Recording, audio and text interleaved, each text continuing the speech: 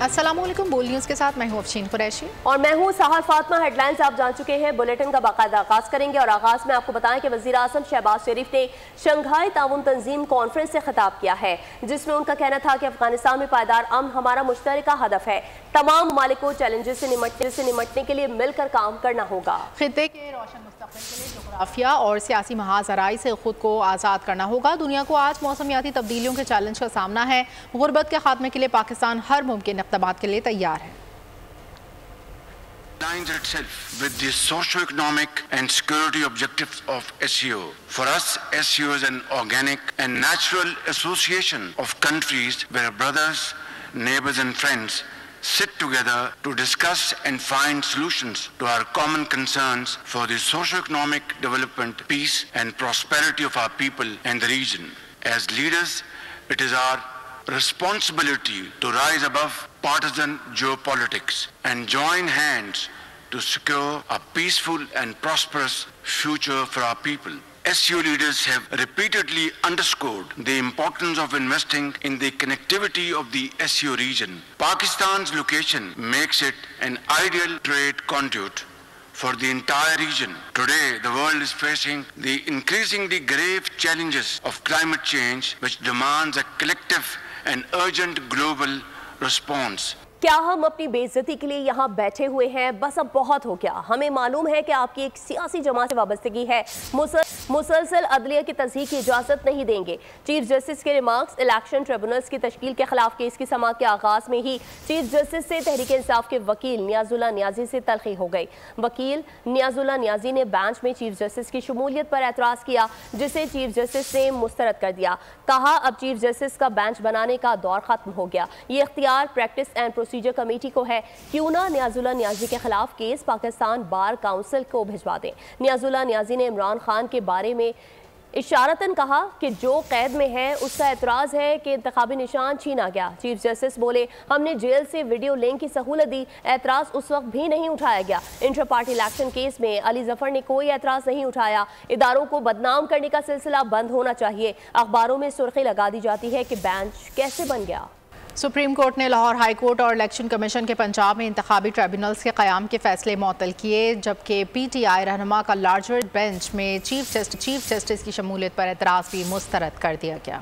पहले नए chief justice की तकर्री, फिर मुशावरत का अमल मुकम्मल होगा। इलेक्शन ट्रिब्यूनल्स के कयाम का नोटिफिकेशन और लाहौर हाई कोर्ट का फैसला मुअत्तल कर दिया गया। सुप्रीम कोर्ट में इलेक्शन ट्रिब्यूनल केस की समाअत हुई। वकील इलेक्शन कमीशन सिकंदर महमद बोले, इलेक्शन कमीशन के पास इख्तियार है कि मुकदमात एक से दूसरे ट्रिब्यूनल को मुंतकिल करे। जस्टिस अमीनुद्दीन खान ने सवाल किया कि क्या इस दौरान कोई ऑर्डिनेंस भी जारी हुआ है। वकील ने जवाब दिया, ऑर्डिनेंस जारी हुआ है, जिसके तहत रिटायर्ड जजेस भी ट्रिब्यूनल का हिस्सा हो सकते हैं। अटॉर्नी जनरल ने कहा, कौमी असम्बली ऑर्डिनेंस की मंजूरी भी दे चुकी है और ये अब सेनेट में मंजूरी के लिए पेश होगा, जिस पर चीफ जस्टिस बोले, ऑर्डिनेंस और बिल की कॉपियां अदालत और सलमान अकरम राजा को फराहम करें। वकील इलेक्शन कमीशन ने कहा कि इलेक्शन कमीशन ने ट्रिब्यूनल के लिए 9 जजेस के नाम मांगे। चीफ जस्टिस ने सिर्फ 2 नाम दिए। जस्टिस जमाल मंदुखेल बोले, क्या इलेक्शन कमीशन मुंतखब करेगा कि कौन सा जज अच्छा है, कौन सा नहीं। अदालत ने कुछ देर बाद ही फैसला सुनाते हुए इलेक्शन ट्रिब्यूनल की तश्कील से मुतालिक लाहौर हाई कोर्ट का फैसला मुअत्तल कर दिया। आगे बढ़े और आपको बताएं कि बिजली के घरेलू सार्फिन के लिए तजवीज़ करदा मुख्तलिफ स्लैब्स पर इजाफे की तफसीलात सामने आ गई हैं। वफाकी काबीना ने घरेलू सार्फिन के लिए बिजली का फी यूनिट बुनियादी टैरिफ 48 रुपये 84 पैसे तक मुकर्रर कर दिया। दस्तावेज में बताया कि फ़ी यूनिट बुनियादी टैरिफ में 3 रुपये 95 पैसे से 7 रुपये 12 पैसे तक इजाफा मंजूर किया गया। नॉन प्रोटेक्टेड घरेलू सार्फिन के लिए 1 से 100 यूनिट इस्तेमाल पर टैरिफ 7.1 रुपये इजाफे से 23.59 रुपये माहाना, 101 से 200 यूनिट इस्तेमाल पर फी यूनिट 7.12 रुपये से इजाफे से 23.07 रुपये हो गया। बिजली के लाइन लॉसेस पर काबू पाने की कोशिश करेंगे। बिजली की कीमतें ज़्यादा हैं, अवाम को सस्ती बिजली फराहम करने के लिए इक़दाम कर रहे हैं। बलूचिस्तान को 10,000 मेगावाट देने को तैयार हैं। वफाकी वज़ीर तवानाई उवैस लक़ारी ने सेनेट इजलास से खिताब करते हुए कहा, आहिस्ता आहिस्ता मसाइल पर काबू पाने में कामयाब हो जाएंगे। हुकूमत की कोशिश है कि अवाम पर बोझ ना डाला जाए। बात का एतराफ करते हैं कि हमारी बिजली की कीमतें ज्यादा हैं। इन ज्यादा कीमतों को कम करना हमारे पावर सेक्टर की इस्लाहात, हम इंशाल्लाह अगले 1 से 1.5 साल के अंदर इन इस्लाहात को अमली जामा पहना के इंशाल्लाह इसी हुकूमत के अंदर सार्फिन को एक बेहतर और सस्ती बिजली फराहम करने की पोजीशन में आएंगे इंशाल्लाह। हम आज भी बलोचिस्तान को 1500, 700, 2000 मेगावाट को छोड़ें 1000 मेगावाट की भी सप्लाई देने को तैयार है दिसंबर में। ये और मैं आपको रिस्पॉन्सिबली स्टेट कर रहा हूँ, अगर रुपए की कदर इससे नीचे ना गई तो आपकी जनवरी 2025 में आज के रेटों से वो रेट कम से कम 2 से 3% ओवरऑल पूल के ऊपर रिड्यूस होंगे। और बढ़ती हुई लोड शेडिंग की बात करें तो कराची में लोड शेडिंग के बायस नौजवान मायूस हो गए हैं। मजीद जानते हैं नुमाइंदा बोल न्यूज़ कफील अहमद से। जी कफील, बताइए क्या कहना है नौजवानों का? कराची में बिजली नापैद हो गई है, ना सुबह होती है, ना दोपहर होती है, ना रात होती है। मैं इस वक्त रिपोर्ट कर रहा हूँ लियाकताबाद नंबर 5 से। ये मनाजिर है दूर मकीन कभी कभी अपने घरों से बाहर आते हैं। एक और मनाजिर दिखाता हूँ, ये नौजवान है कुछ जो इस वक्त घरों से बाहर है। क्यों बाहर है इनसे बात करेंगे। भाईजान क्यों बाहर बैठे हैं, घर पर नहीं बैठे आप? क्यों? बड़े भाई लाइट होगी तो घर में बैठेंगे, कोई टाइम नहीं है लाइट का। मुसलसल लोड शेडिंग, मुसलसल सुबह जा रही है, 3-3 घंटे बाद आ रही है, आधे घंटे लाइट आ रही है, फिर 3 घंटे के लिए जा रही है। लाइट का मसला, पानी का मसला, क्या करेगा इंसान? भाई कोई टाइम नहीं है, किसी टाइम भी बंद कर देंगे, आधी रात को बंद कर देते हैं, सुबह बंद कर देते हैं। अभी देखें हम कामों पे जाएंगे या सोएंगे जाके, लाइट है ही नहीं। ना कारोबार है, ना ये अपनी जॉब पे जा सकते हैं। भाई क्या हालत है, दिखाइएगा। आप जो बता रहे थे ना, आपके सामने ही हमारे हाथ देखें, आप दाने देखें कैसे उबल रहे हैं। धूप में आके बाहर बैठे हैं, सुबह से लाइट नहीं है, लाइट आती है मोटर चलाते हैं तो पानी नहीं है। कोई पुरसाने हाल नहीं है, ना हुकूमतों पे, ना इदारे पर, ना कोई और की जो इसको देख सके, इस मामला को हल कर सके कि कराची वाले कौन सी ज़िंदगी इस वक्त जो है वो गुजार रहे हैं और इतने भारी बिल देने के बावजूद। ठीक है कफील अहमद, आपका बहुत शुक्रिया। कराची में गर्मी और हब्स का राज, ऐसे में कि इलेक्ट्रिक भी आवाम की दुश्मन बन गई। बदतरीन लोड शेडिंग ने शहरों की जिंदगी अजीरन कर दी। कई इलाकों में 16 घंटे बिजली की बंदिश मामूल बन गई। बदतरीन लोड शेडिंग के खिलाफ शहरी के इलेक्ट्रिक के खिलाफ सरापा एहतजाज। शहर कायद में लोड शेडिंग का जिन बेकाबू के इलेक्ट्रिक की आवाम दुश्मनी। तवील लोड शेडिंग से शहरी बिलबिला उठे। कराची के गर्म मौसम में के इलेक्ट्रिक की हट धर्मी जारी। लोड शेडिंग का दौरानिया 16 घंटे से तजावुज कर गया। दिन को चैन न रात को सुकून। फॉल्ट के नाम पर मुस्तस्ना इलाकों में भी लोड शेडिंग जारी। शहरी दोहरे अजाब में मुब्तला हो गए। कहाँ जाएं, किससे फरियाद करें। इनकी वजह से हमारी दिहाड़ी नहीं लगती। सही है, सुबह से आते हैं परेशान होते हैं, उसके बावजूद रात को भी नहीं है। आटे में नमक बराबर बिजली है, बिल्कुल लाइट नहीं है, आते हैं सुबह बैठ के चले जाते हैं। बिजली की तवील बंदिश से परेशान शहरी सड़कों पर निकल आए। सरजानी टाउन, अबुल हसन इस्फहानी रोड और हब रिवर रोड पर एहतजाज। सड़कें ब्लॉक कर दी, गाड़ियों की लंबी कतारें लग गयी। दूसरी जानिब तर्जुमान के इलेक्ट्रिक का कहना है कि शहर में बिजली की तलब और रसद में कोई फर्क नहीं। शहर में बिजली की एलानिया लोड शेडिंग 7.5 से 8 घंटे है। तो उधर कसूर में घंटों नहीं बल्कि दिनों की बिजली बंदिश है। महला मोहम्मद नगर में इलाका मकीनों का पारा चढ़ गया। बसरपुरा से बाईपास रोड ब्लॉक कर दी, नारे लगाए गए। जबकि इलाका मकीनों का कहना है कि ट्रांसफार्मर कई दिन से खराब होने पर शदीद मुश्किलात का सामना है। पानी खत्म हो चुका, बूंद बूंद को तरस रहे हैं। सवात वाक़या सबके लिए बाइस फ़िक्र है। अगर कोई गर्दा कानून को अपने हाथ में लेगा तो कोई नहीं बचेगा। वज़ीर आला पंजाब मरीम नवाज़ ने इत्तेहाद बैनुल मुस्लिमीन कॉन्फ्रेंस के खिताब में कहा कि जड़ावाला जैसे वाक़यात की रोकथाम के लिए फ़ैसले करने होंगे। मजहब को रुस्वा करने वाले सबसे बड़े मुजरिम हैं। हमने भी बातें सुनी हैं, गालियाँ खाई। जिसके पास माइक है वो समझता है उसे इज़्ज़त उछालने की आज़ादी मिल गई है। सवात में जो हुआ वो हम सब के लिए बहुत ही बाइस फ़िक्र एक चीज़ है। इस बात का तयन किए बगैर कि किसने क्या किया है, अगर मॉब आकर या कोई ग्रोह आकर कानून को अपने हाथ में ले लेगा तो फिर तो कोई भी नहीं बचेगा। 2017-18 में सियासी स्कोर को सेटल करने के लिए जब हमें निशाना बनाया गया, उसके लिए हमने गोलियां भी खाई, बातें भी सुनी, इल्ज़ामात का सामना भी किया। नवाज शरीफ साहब के साथ जो वाक़या हुआ, कोई चोर कह दे, डाकू कह दे, उस चीज़ की इतनी तकलीफ़ नहीं होती जितनी तकलीफ़ इस चीज़ की होती। कुछ भी हो, हमें जो कानून है उसको अपने हाथ में लेने की, फतवे सादर करने की हमें ये इजाज़त कतई नहीं देनी चाहिए। जो मज़हब के ऊपर कोई धब्बा लगाने का बायस बनता है वो सबसे बड़ा मुजरिम है। इज़्ज़त का कानून की जितनी पाकिस्तान में इस वक्त ज़रूरत है शायद कभी नहीं, क्योंकि सोशल मीडिया का भी गलत इस्तेमाल जारी है। जिसके पास माइक है मीडिया के ऊपर वो समझता है कि मुझे पूरी आज़ादी है कि मैं किसी की इज्जत उछाल दूं, मैं किसी की पगड़ी उछाल दूं, किसी पे तोहमत लगा दूं। हत्ते के इज्जत को जो कानून है जब उस पे लोग एतराज करते हैं तो मुझे समझ नहीं आती कि वो क्या कह रहे हैं। वो ये कह रहे हैं कि हम हद तक करेंगे लेकिन हमें सजा ना दी जाए, हमें पूछा ना जाए। थर पाकिस्तान की किस्मत बदल देगा। सिंध के बराबर माइनिंग कोई सूबा नहीं कर रहा। सिंध विजन प्रोग्राम में वज़ीर आला मुराद अली शाह की ब्रीफिंग। कहा कुछ लोग बारहा कहते हैं सूबाई हुकूमत ने क्या किया। दूसरे सूबों से ताल्लुक़ रखने वाले सिंध हुकूमत के शदीद मुखालफिन भी इलाज कराने के लिए कराची का रुख करते हैं। थर में टेक्निकल तालीम शुरू की, यूनिवर्सिटी भी बन रही है, अस्पताल और एयरपोर्ट बनाया। चाइल्ड लाइफ फाउंडेशन के साथ सिंध हुकूमत की शराकत दारी बड़ी कामयाबी है। यूनिवर्सिटियाँ, एयरपोर्ट, हुकूमत सिंध क्या कुछ कर चुकी और क्या कुछ करने जा रही है। वज़ीर आला सिंध कारनामे गिनवाने खुद सामने आ गए। मुराद अली शाह ने सिंध विजन तकरीब में ब्रीफिंग दी। कहा कुछ लोग बार बार कहते हैं कि सूबाई हुकूमत ने क्या किया। दूसरे सूबों से ताल्लुक रखने वाले सिंध हुकूमत के शदीद मुखालिफिन भी इलाज कराने के लिए कराची का रुख करते हैं। टेली मेडिसिन नेटवर्क सिंध की तमाम तहसीलों में है। ऐसे डॉक्टर्स जो कि हर अस्पताल में हो। फिर हमने क्या किया कि 106 ये तकरीबन हर तालके में आप ये देख रहे हैं सारे लिखे में, इनके अंदर हमने इमरजेंसी रूम्स बनाए, वहाँ पे टेलीमेडिसिनिंग शुरू की। मुराद अली शाह ने खुशखबरी दी कि थर के कबीले ने पाकिस्तान की किस्मत बदलना शुरू कर दी है। ये खैर ये दूसरी माइन की भी तस्वीर है, ब्लॉक 1, इसकी एक खास बात है, ये पाकिस्तान का इतना बड़ा वाहिद प्रोजेक्ट है जो बगैर किसी सॉवरन सपोर्ट के हुआ है। वज़ीर आला ने दावा किया कि कच्चे के डाकू आखिरी सांसें ले रहे हैं। ये डाकू अपने सेफ रीजन से निकल के बाहर आके पुलिस की चौकियों पे हमले क्यों कर रहे हैं? वो इसलिए कर रहे हैं कि उनके हमने घेरा तंग किया हुआ है। ये आखिरी इंशाल्लाह ताला ये आखिरी सांसें ले रहे हैं। मुराद अली शाह का मजीद कहना था कि 4 अरब सेफ सिटी प्रोजेक्ट के लिए दिए हैं। वफाक ने हैदराबाद सखर मोटरवे नहीं बनाई। मलीर एक्सप्रेसवे का पहला फेज 14 अगस्त को खोल देंगे।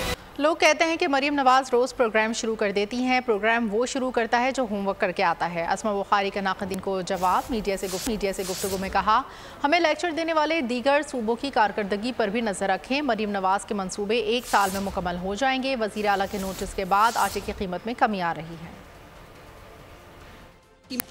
कल से जो है वो कमी का ट्रेंड दोबारा से शुरू हुआ है। इसके ऊपर चीफ मिनिस्टर साहिबा ने ज़ीरो टॉलरेंस शो की है। एक तो जो आटे की नकलो हमल है उसके हवाले से भी परमिट जो है वो इशू करने की मंजूरी दी है उन्होंने, और दूसरा जो है वो डिजिटल मॉनिटरिंग भी होगी महकमा फूड के लोगों की भी। कल पंजाब में आटा जो है उसकी 20 किलो के थैले के अंदर जो है वो 80 रुपये की कमी हुई है, 100 रुपये का इजाफा हुआ था। और बाकी सूबों के अंदर जो है वो हालात क्या हैं ये बेहतर है कि आप खुद रिपोर्ट करें, हम कहेंगे तो फिर शिकायत हो जाती है।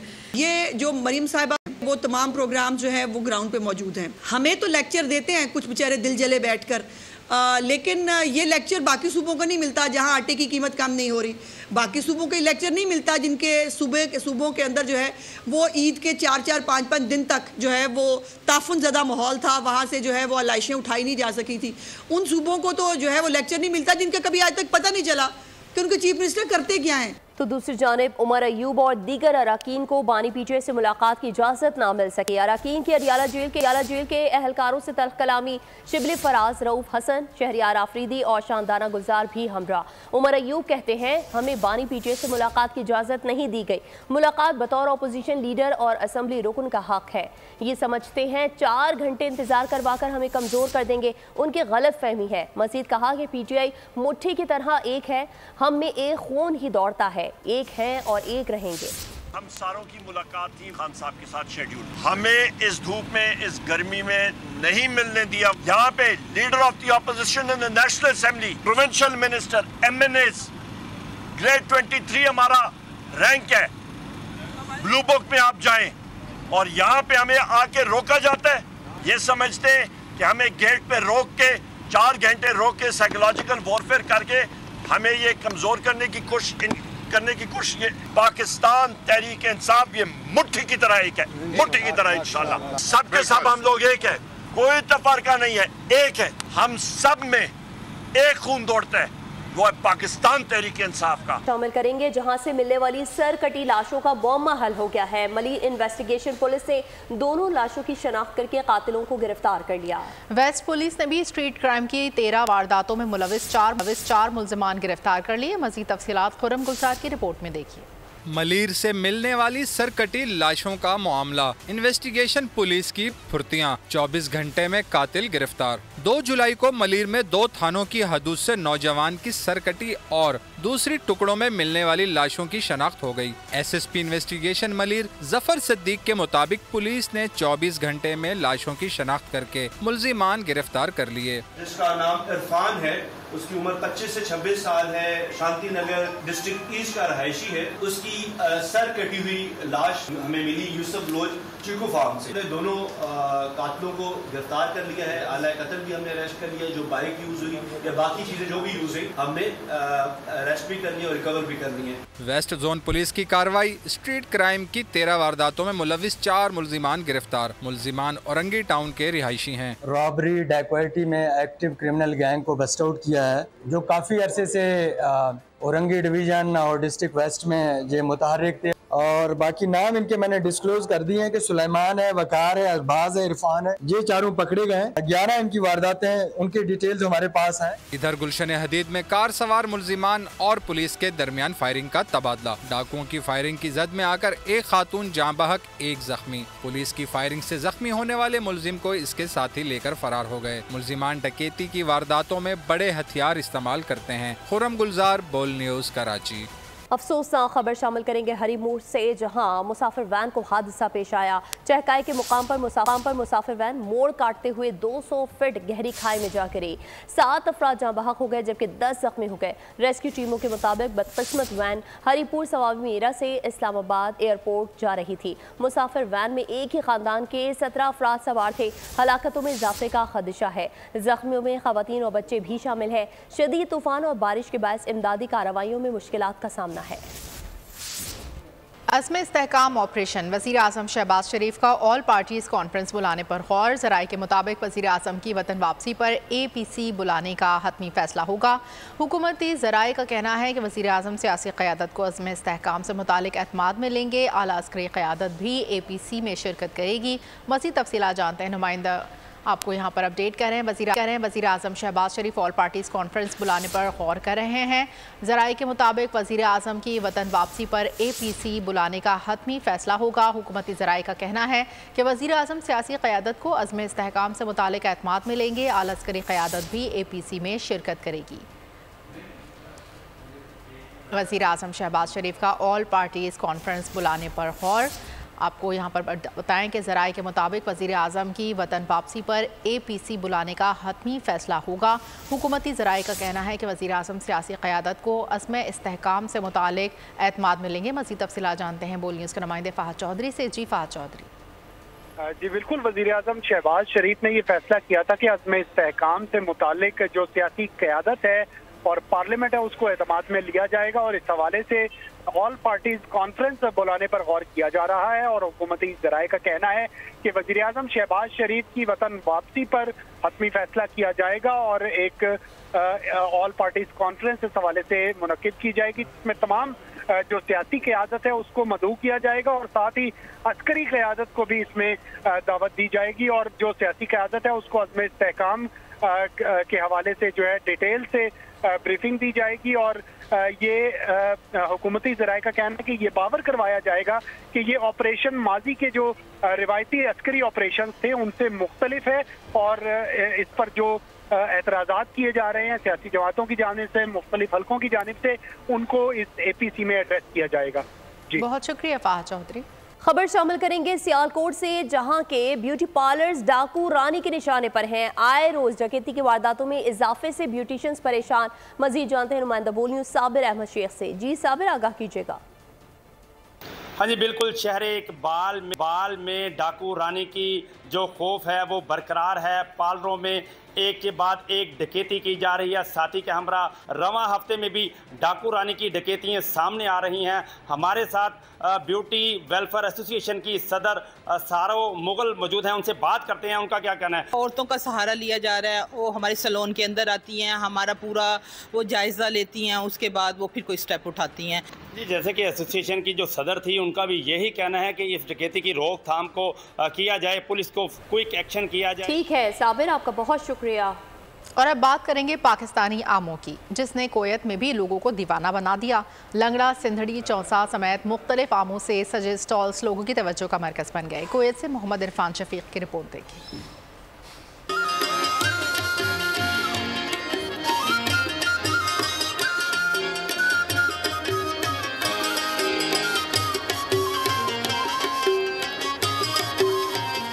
मीठा मीठा आम पसंद करे हर खासो आम। कुवैत में फलों के बादशाह आम की बहार, हर खासो आम को भा गए पाकिस्तानी आम। कुवैत के वसी और अरीज मॉल में फलों के बादशाह आम की धूम मच गई, जहां पाकिस्तानी सिफारत खाने और अक़वाम मुत्तहिदा के ताउन से मेला मुनक़्क़िद किया गया। अनवर इटॉल, लंगड़ा, चौसा, नीलम, सिंधड़ी और दीगर इक़साम के आमों ने खाने वालों को गर्विदा बना डाला। मेले में पाकिस्तानी सफ़ीर, अक़वाम मुत्तहिदा और कुवैत की आला शख्सियात ने शिरकत की। मीडिया से गुफ्तगू में पाकिस्तानी सफ़ीर का कहना था कि पाकिस्तानी आम का जायक़े और लज्जत में कोई सानी नहीं।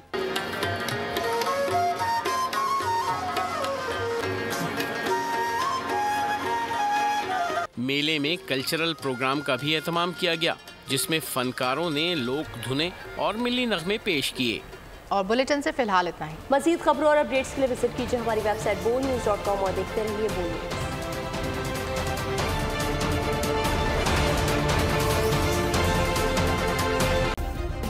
सब्सक्राइब करें और बेल दबाएं ताकि कोई खबर रह न जाए।